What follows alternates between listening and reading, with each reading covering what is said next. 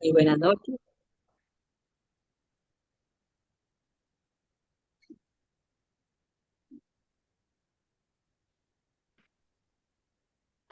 Buenas, buenas noches. Buenas noches, bienvenidos. Solo estoy dando entrada aquí a las personas. Buenas noches, licenciada. Noches, ¿cómo han estado? Bien, gracias. ¿Y usted?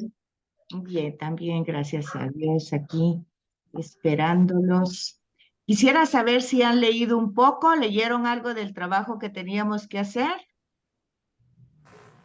¿Alguien que quiera comentarme en lo que estoy dando la entrada a los compañeros, por favor? ¿Se acuerdan que teníamos que leer el capítulo? No para hoy, es la evaluación final, pero yo estoy preguntando si empezaron a leerlo. Sí, yo Sí, leí. licenciada. A ver, Está necesito... bonito. Ay, qué bueno, pero... Está bonito y da miedo cuando atraparon a Jesús y hasta el gobernador tuvo miedo al pueblo, ¿ven? Ok, muy bien. Ah, Pero vamos a ir por orden. Vamos a ver primero cuál es la cita y vamos a ir en orden a lo que se preguntó para ver si tenemos la comprensión del texto según fue escrito, de la manera que tenemos que comprenderlo. Para eso dijimos que hay que ayudarse del comentario bíblico, que hay que ayudarse de las, eh, de las citas que están al margen de, del capítulo. En fin, hay que ayudarse con herramientas para tener la comprensión del texto. ¿Qué dice? Leyeron hoy. Hoy sí tengo a todo el mundo, casi 21 tengo hoy, qué bueno.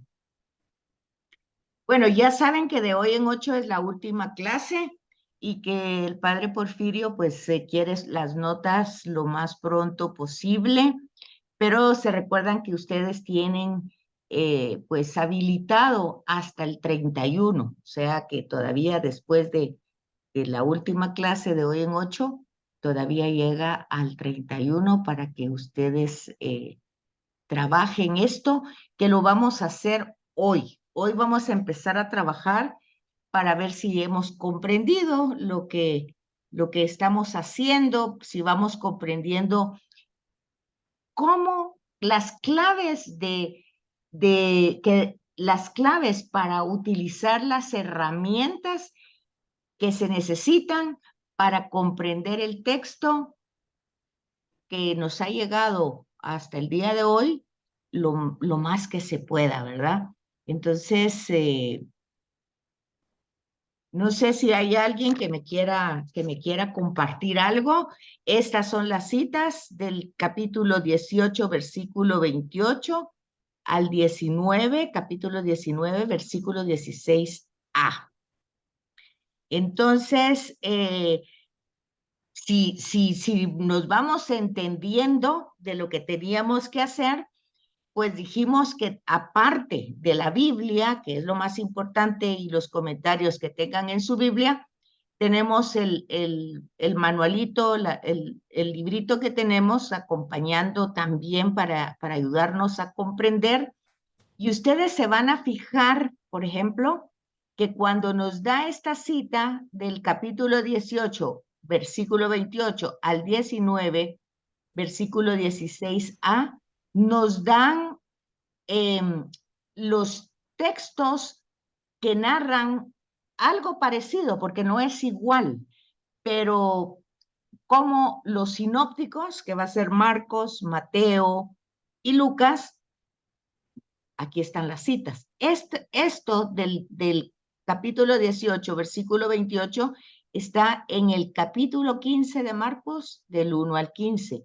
En el capítulo 27, del 1 al 2 y del 11 al 26.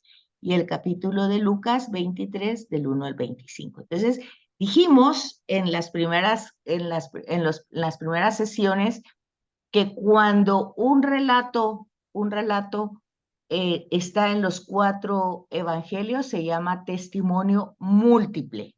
Y el relato de la pasión es histórico, porque está contado en los 4 evangelios. O sea, cuando hablamos del nacimiento de Jesús, pues no sabemos exactamente el día, no sabemos exactamente la hora, el mes, no lo sabemos. No sabemos muchas cosas de toda sus, digamos, sus primeros años, pero el relato de la pasión está en los 4 evangelios. Entonces, ¿qué quiere decir eso? Eso indica algo muy importante. Y lo importante es de que se empieza, o sea, todo el impacto de Jesús empieza al narrarse, al transmitirse oralmente, algo que obviamente afectó no solo a la comunidad de apóstoles y a los discípulos que habían, sino afectó de tal manera que ese era el relato de origen que se transmitía. O sea, lo primero que se empezó a transmitir entonces es la pasión, muerte y resurrección de Jesús. Y cuando después del tiempo se escribió, fue lo primero que se escribió. O sea, no se empezó con el nacimiento. ¿Por qué decimos eso? Bueno, esa es una pregunta que ustedes me tendrían que contestar porque ya la vimos. ¿Por qué estoy afirmando que los relatos empezaron con la pasión, muerte y resurrección de Jesús y no por su nacimiento, ni quién era su mamá, ni quién era su papá, ni qué hizo cuando era niño, ni cuando era joven? Eso ya lo vimos. ¿Alguien sabe esa respuesta? ¿Cómo podemos afirmar eso 2000 años después? ¿Alguien me puede responder? Acuérdense que tenemos solo 40 minutos y después tenemos 10 para esperar, así es que si vamos a hablar rapidito. Porque esto fue lo más reciente que ellos vivieron. Lo demás lo tuvieron que investigar. Ok, eso fue lo que fueron testigos todos. Todos fueron testigos muy bien. A ver, Celeste, ¿quién me habló? Celeste. Celeste. Celeste, muy bien, Celeste. Fue algo tan público que lo vio muchísima gente, ¿verdad? Entonces, ese es el testimonio histórico de un acontecimiento, o sea, es un hecho histórico, en el que no fueron solo testigos los apóstoles, ni solo fueron testigos los discípulos, sino fue testigo el pueblo. Entonces, sobre todo en la ciudad de Jerusalén. Fíjense que esto es muy importante que lo comprendamos porque cuando decimos que el tema de su nacimiento, el tema de su juventud, su adolescencia, hasta que empieza su ministerio público, que es lo que realmente está escrito, fue la tradición oral que hubo de Jesús de Nazaret. O sea, ¿cuál fue? A partir de su pasión, muerte y resurrección, que fue lo primero que se narró, entonces, retrospectivamente, o sea, para atrás, ¿qué fue lo segundo que se narró? ¿Qué fue lo segundo que se narró? ¿Su nacimiento o serían sus acciones, sus gestos y sus palabras? ¿Qué sería? ¿Qué sería lo que se le añadió? Acciones, gestos y Licenciada, buenas palabras. noches. Fueron sus Buenas acciones. Ajá. Humberto Acuérdense que... Chacón le habla. Muy bien. Sí, acuérdense que habíamos dicho que originalmente, el primer evangelio que se escribe es el de Marcos. Y Marcos había utilizado un listado de dichos y hechos de Jesús. Y a esos dichos y hechos les puso como una escena, como un escenario, como una especie de narración para ser comprendidos sus dichos y sus hechos. Entonces, el primer paso fue el relato de la pasión. retrospectivamente, ¿por qué muere así? La pregunta, ¿verdad? ¿Por qué muere así? Bueno, entonces, retrospectivamente, o sea, para atrás, entonces se basan en dichos y hechos de Jesús, no en su nacimiento. ¿Cómo puedo yo asegurar eso? Que no se refieren en segundo paso a su nacimiento, sino a sus dichos y hechos. Eso también ya lo vimos. ¿Cómo se puede asegurar eso? ¿Aló? Con los evangelios. ¿Con cuál específicamente? Mateo. No, porque Mateo habla del nacimiento, del anuncio del nacimiento de Jesús a Soy yo. José. San Juan. Marco. Marcos, muy bien. Marcos, y ustedes ven, no tiene nada de información ni del papá, ni de la mamá, ni cómo nació Jesús, sino empieza con el ministerio. Y su información o su buena noticia está en el versículo 1. Esta es la buena noticia de Jesucristo, Hijo de Dios. Ahí está dicho todo. Acuérdense, hemos dicho desde el principio del curso que los 4 evangelios se escriben para responder a una sola pregunta. ¿Qué pregunta es? ¿Quién es Jesús? ¿Quién es ¿Quién es Jesús de Jesús? Nazaret? Ok. Ah, no. Entonces, Así. Marcos, sin contar cómo nació, ni quién era su mamá ni su papá, Marcos lo dice en el primer versículo. ¿Quién fue Jesús de Nazaret? Una gran noticia. Este es el anuncio de la buena noticia. Entonces Jesús de Nazaret fue una gran noticia. ¿Por qué? Porque era el Cristos, o sea, el ungido, el Mesías. Jesús era Jesucristo, o sea, el Cristos, el ungido, el Mesías, Hijo de Dios. Ahí está la gran revelación. ¿Quién es Jesús de Nazaret en Marcos? Entonces, por eso decimos, si este fue el primer evangelio que se escribió, pues no se está preocupando de quién era su mamá, su papá, cómo vivió de chiquito, qué era lo que hacía, luego de joven. No dice nada. Solo dice quién es Jesús y cuáles fueron sus acciones, sus palabras y sus gestos. Por eso, desde el primer capítulo, en el versículo 14, después del bautismo y de la tentación en el desierto, que apenas dura, es 2 versículos nada más. Jesús fue tentado en el desierto y no lo explica, no lo narra como lo hace Mateo y Lucas. Porque lo que le interesa a Marcos es entrar directamente, ya que dice quién es Jesús, que es el ungido, el Mesías, el Hijo de Dios, y una gran noticia. Entonces, ¿por qué? Bueno, entonces empieza desde el versículo 14, Marcos, a decir todo lo que Jesús hace. Y por eso, desde el versículo 14, está contando pues sus acciones. Cura a un leproso, cura a un enfermo, y pasa todo el día curando en la casa de Pedro en Cafarnaúm. Entonces, eso es Marcos. Pero luego ahora Mateo y Lucas, pues que va dirigido Mateo a los judíos y Lucas a los griegos, pues tercer paso. ¿Cuál es el tercer paso entonces? El primer paso fue el relato de la pasión, para todos, para los 4 evangelios. Ahí empieza todo. Ese fue el impacto, fue lo que todo el mundo vio. Okay. Pero luego toda esta gente se preguntó, bueno, pero ¿y por qué murió así? Ok, segundo paso. Dichos, hechos, o sea, acciones de Jesús, dichos, palabras de Jesús, gestos de Jesús. Pero luego ya otros discípulos de otras generaciones, de otras épocas, se preguntan, bueno, y entonces ¿cómo nació? ¿Quién era su mamá? ¿Quién era su papá?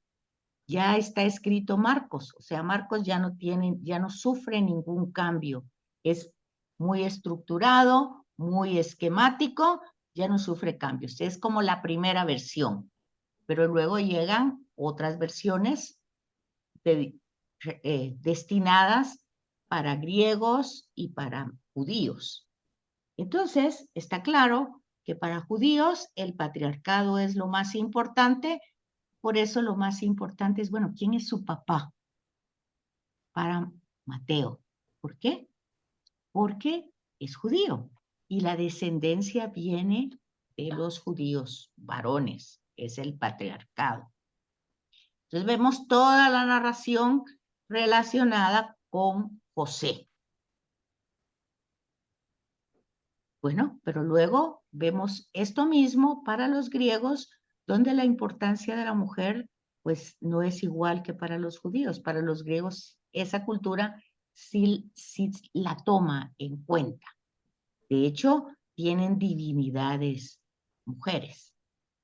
Entonces, aquí entra una reflexión en relación a María, al anuncio del ángel Gabriel a María. Y ahora vemos en el Evangelio de Juan, y en el Evangelio de Juan ya no se preocupa de una realidad humana, sino que el prólogo nos dice que Jesús de Nazaret es desde siempre. Cuando la escritura usa en el principio, no está hablando en el inicio, sino está hablando desde siempre. Entonces la existencia de Jesús es desde siempre. Eso es importante recordarlo para este relato, porque esto mismo ya no se lo va a ir explicando cada relato que se vaya dando, cada discurso o cada tema, porque ya se supone que ustedes lo saben, y ya saben quién es Jesús de Nazaret, porque nosotros estamos más informados que los que están escribiendo el texto, porque nosotros ya sabemos quién es Jesús de Nazaret. Entonces, eso lo tenemos que tomar en cuenta cuando seguimos leyendo. Entonces, aquí es donde ustedes, en el trabajo que tenemos que hacer, pues vamos leyendo parte por parte. Me decían que sí lo hicieron. Y entonces, ya hablábamos hace 8 días de que el Evangelio de Juan nos da una teología elevada. O sea, cuando hablamos de teología, estamos hablando de una reflexión, de una interpretación, reinterpretación de la historia. Porque vean una cosa, de que Jesús se murió así, perfecto. Crucificado, ya lo dicen los 4 evangelios, exacto. Pero el sentido de esa muerte y de esa crucifixión, pues es lo que esa es teología, eso es lo que se va a ir, pues, reinterpretando y actualizando hasta nosotros. Si nosotros estamos haciendo este esfuerzo de estudio y de preparación, no es un esfuerzo solamente para la cabeza, sino para ponerlo en práctica y entender seriamente y comprometidamente quién es Jesús de Nazaret. No solamente para quienes se escribió en aquel tiempo, aunque tenemos que tomar en cuenta que la escritura fue para un contexto de aquella época, que se preguntaba quién era Jesús, y es una respuesta a esa pregunta. Pero han pasado 2000 años y esa teología se ha seguido desarrollando, y entonces nosotros tenemos que tener en cuenta los 2 escenarios. ¿Qué quiso decir el evangelista en aquel tiempo a aquella gente y qué nos dice a nosotros hoy? O sea, esos 2 escenarios siempre los tenemos que tener en cuenta cuando leemos la escritura. Pero aquí lo vemos más claramente. ¿Por qué lo vemos más claramente aquí? Porque desde el principio hemos estudiado cómo una primera escritura, luego se fue añadiendo una segunda, luego se fue añadiendo una tercera, y luego nos llega a nosotros glosada. Entonces, aquí lo vemos con claridad. En Marcos vemos una primera que no sufrió añadiduras. En Mateo y Lucas vemos una segunda y una tercera añadidura. Pero aquí vemos más, no solo una segunda y tercera, sino una cuarta, o sea, porque vemos discursos que en los sinópticos existen, pero mucho más cortos. Va. Todo eso lo tenemos que poner en cuenta en este trabajo, porque si no lo hacemos así es que no hemos comprendido nada, pues, y tenemos que entenderlo, porque si no, no tiene sentido. Entonces, tanto esta clase como la otra va a ser el trabajarlo aquí, juntos. Así que necesito que tengan su Biblia, que tengan una hoja, que tengan lapicero. ¿Lo tienen todo ahí para trabajar? Sí. Ok, empezamos pues. Si leyeron la primera parte, o sea, del capítulo 18, del 28 al 32. Ok. Entonces, ¿qué es lo primero que tuvimos que haber hecho? Pues leer del versículo 28 al 32. ¿Lo hizo todo el mundo? ¿Sí lo hicieron? Sí. Ok. Sí, yo lo hice. Ok, entonces, después de haberlo leído ahí, pues yo lo leí y yo no entendí muy bien qué está pasando, solo entendí que Jesús va a estar ante Pilato. Okay. Entonces, ¿qué es lo segundo que tengo que hacer? Me voy a la nota de pie de página. ¿Sí? ¿Sí? ¿Alguien hizo eso? ¿Alguien se fue a la nota de pie de página de su Biblia? ¿Alguien hizo? ¿Ah? Sí. ¿Sí? Sí, licenciada. Ok. Entonces, si alguien se fue a la nota de pie de página de estos versículos del 28, 29, 30, 31 y 32, 5 versículos, ¿qué es lo que ustedes comprendieron que dice esa nota de pie de página de esos 5 versículos? ¿Qué es lo que dice? Alguien que lo haya leído y me dijeron, sí, sí lo leí. Entonces, alguien que me haya dicho y que lo vaya apuntando de una vez ahorita que lo estamos haciendo. ¿Alguien lo hizo y me puede decir? ¿Nadie?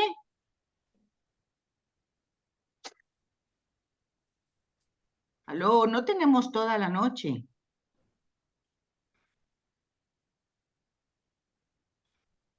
Ok, vean, ese es el problema. Si no leemos, no aprendemos. Eso está claro.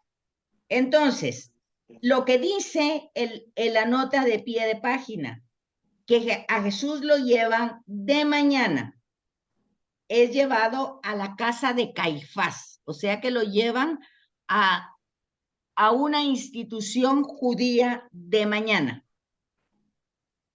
Y luego, después de eso, lo llevan al pretorio. Después de eso, hay una segunda sesión con los judíos donde fue sentenciado a muerte por los judíos. Ese énfasis es muy importante porque va a estar a lo largo de estas siete como grupitos de versículos y que está anunciado aquí al principio. Los judíos, esto es otra cosa que hay que notar, que dice la nota de pie de página, no entran al pretorio romano. O sea, ¿qué es lo que está diciendo la nota de pie de página? Dicen que en la mañana a Jesús lo llevan a la institución judía, que es el sumo sacerdote y el Sanedrín. Lo llevan y ahí es sentenciado en la mañana. Dice que no dice que es en la noche, dice que es en la mañana. Y luego dice que lo llevan al pretorio, pero que cuando ellos, pues, lo llevan, no entran. Y explican por qué. Dice que no entran porque no quieren contaminarse. No quieren contaminarse con una casa donde, porque Pilato obviamente es pagano, ¿verdad? No cree en el único Dios judío, sino cree en muchos dioses. Y entonces ellos no entran para no contaminarse. Eso dijimos en un momento que es ironía joánica, que cuando, o sea, entienden la palabra ironía, ¿verdad? Es como una burla. Aquí el que está leyendo tiene que entender que eso no tiene sentido. Ya sentenciaron a un hombre sin juicio y ahora o sea, están más que contaminados, pues. Pero vean ustedes, no van a entrar por miedo o por temor o por respeto, si ustedes quieren, a contaminarse. Y dice, ¿por qué? Pues dice, porque se va a celebrar la Pascua, se va a celebrar. Entonces, ¿y por qué es una ironía?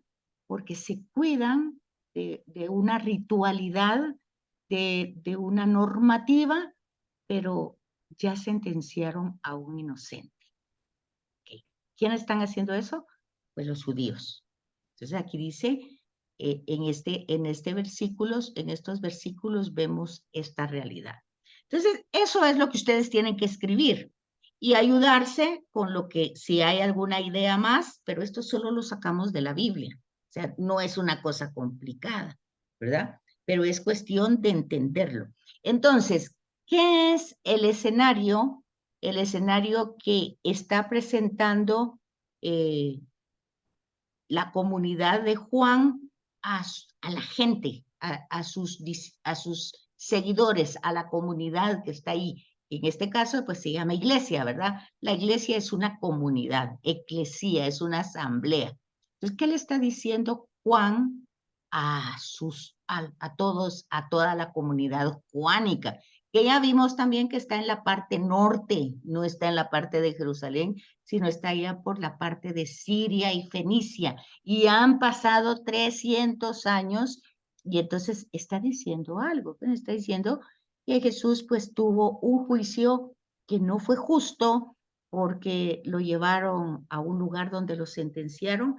Ya no explica más, pero nosotros ya hemos conocido sus dichos y sus hechos, y entonces pasamos a un tercer paso. Este era un segundo. Entonces ahora, ¿cuál es el tercero?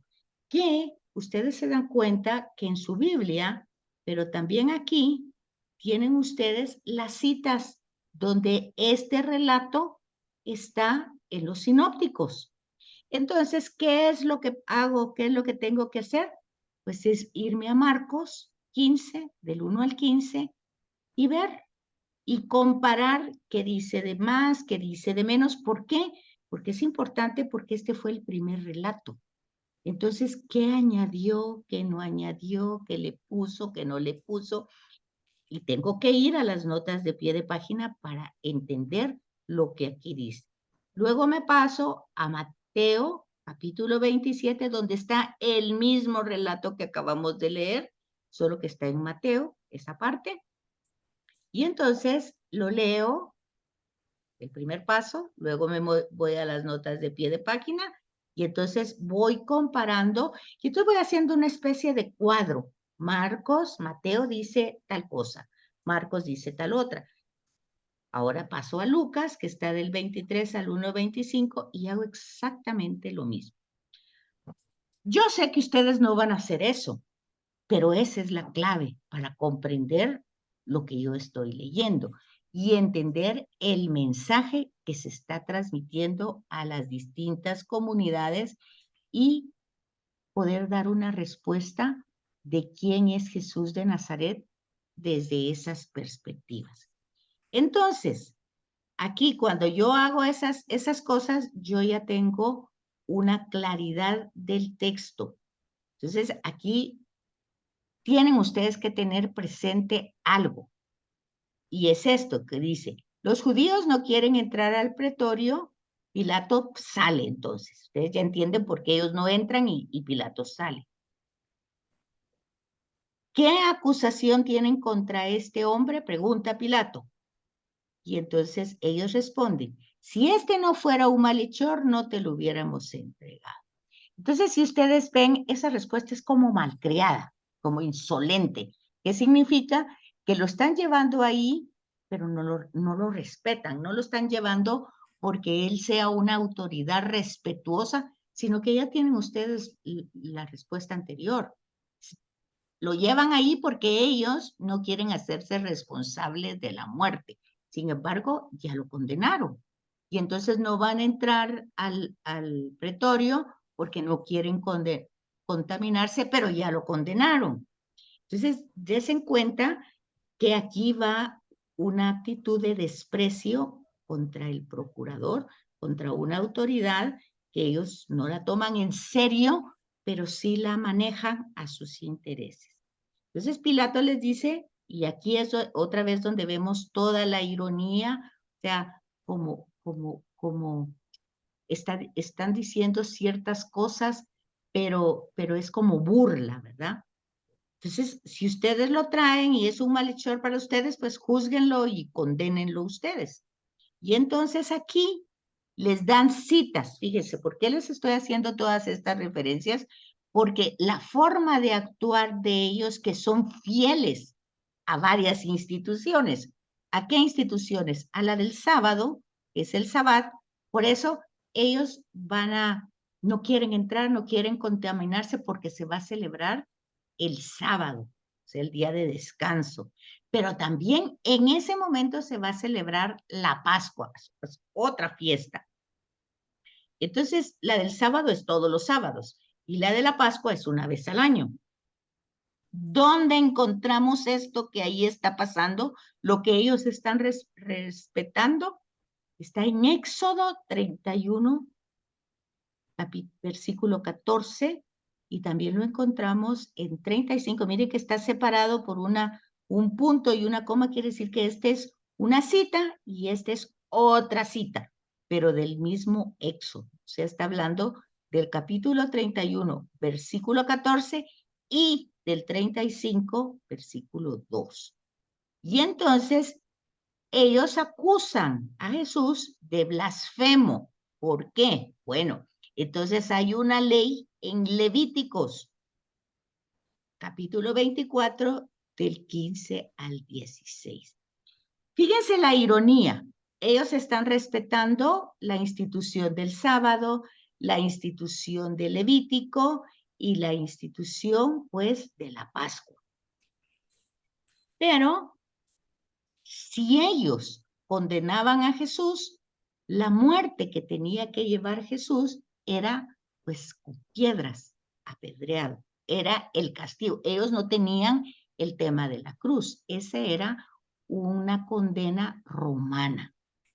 Entonces, no era necesario, si ellos lo condenaban, que llevarlo a Pilato, sino que simple y sencillamente que aplicaran la ley que correspondía a apedrear. Y entonces ellos le replican que para ellos no tienen permitido matar a nadie. Fíjense ustedes todo el lenguaje irónico. Eso es importante, no solamente para verlo en el texto, sino para verlo para nosotros mismos, porque estamos diciendo que tenemos que fijarnos en dos escenarios. Aquí está la escena de todas estas instituciones religiosas que están matando a un inocente. ¿Y cuál es el escenario para nosotros? Bueno, pues nosotros tal vez no, acuérdense que a veces dice la gente, pues es que ¿para qué me voy a confesar? Si yo no mato a nadie, yo no robo a nadie, yo no, bueno, uno pues no hace todas esas cosas, pero vean aquí, estos tampoco matan a nadie, no les está permitido matar, ni tampoco les está permitido mentir, ni condenar, no les está permitido, porque entre los 10 mandamientos está que no pueden hacer eso.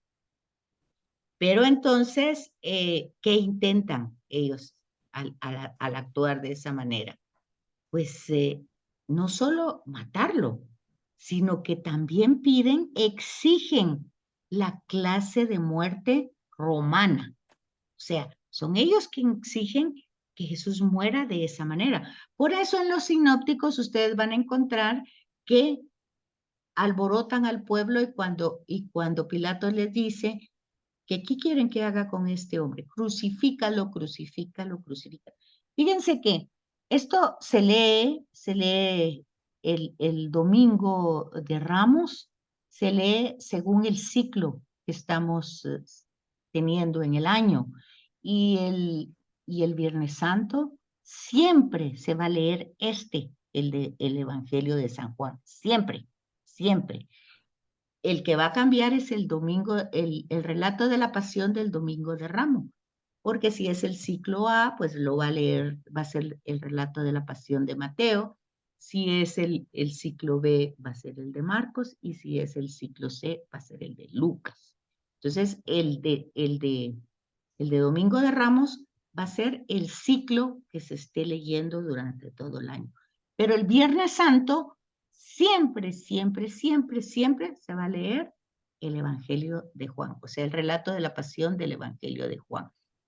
Entonces, des en cuenta que si es tan importante, no solo históricamente, porque es un hecho que sucedió, es un acontecimiento, acontece en la historia, es un suceso que tuvo implicaciones en todas las comunidades y en los seguidores de Jesús.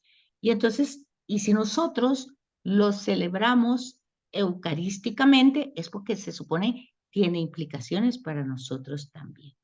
Entonces vean ustedes que esta discusión, fíjese, este es otro punto que tienen que ver con atención.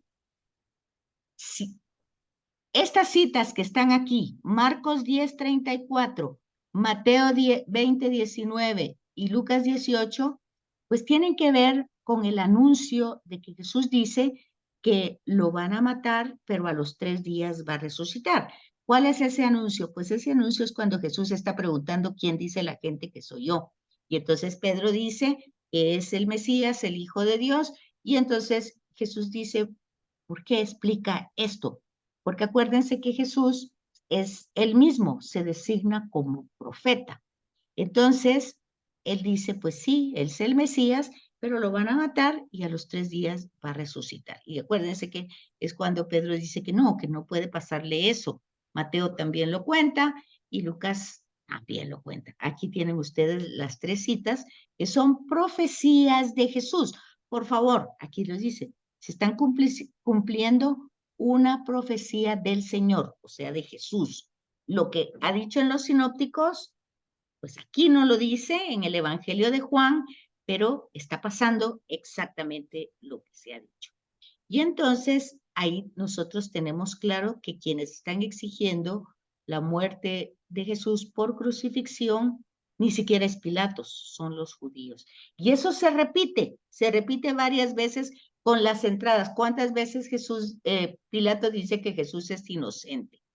Entonces es importante tomar en cuenta eso. Bueno, falta un minuto para que se corte.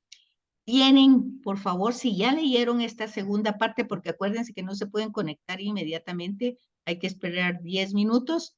Entonces, des en cuenta que hay que hacer este esfuerzo en estos 10 minutos, si ya lo hicieron, de ir escribiendo esta parte del versículo 33 al 38a, haciendo las cosas como les dije, y a ver si logran decirme qué captaron. Cuando nos volvamos a conectar, que falta un minuto. ¿Sí captaron? ¿Sí me di a entender?